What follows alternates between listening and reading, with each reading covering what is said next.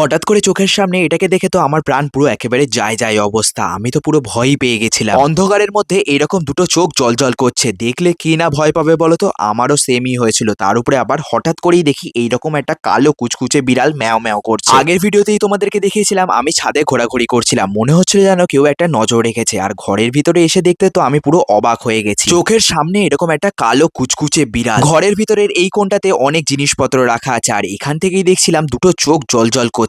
অন্ধকারে সত্যিই প্রচন্ড ভয় লেগে গেছিল। একে তো ঘুটঘুটে অন্ধকার, তার উপরে আবার কালো কুচকুচে একটা বিড়াল। কোথা থেকে এলো কে জানে, এইরকম কালো বিড়াল আমি আগে কখনো দেখিনি। আমাকে দেখতেই তো ও লাফিয়ে বাইরে চলে এলো, আর আমিও ওর পিছন পিছন বাইরে চলে এলাম। তবে কিন্তু ও আমার দিকে যেভাবে তাকিয়েছিল একেবারেই নর্মাল ছিল না। দুটো চোখ অন্ধকারে একেবারে জ্বলজ্বল করছিল, মনে হচ্ছিল যেন আমার উপরে রেগে গেছে প্রচন্ডই, কেন আমি ওকে তাড়ালাম। এবার সত্যি করেই আমার প্রচন্ডই ভয় লাগছে, কি জানি এরপরে কি হবে। যেভাবে আমার দিকে তাকাচ্ছিল রীতিমতো আমি ভয় পেয়ে গেছিলাম।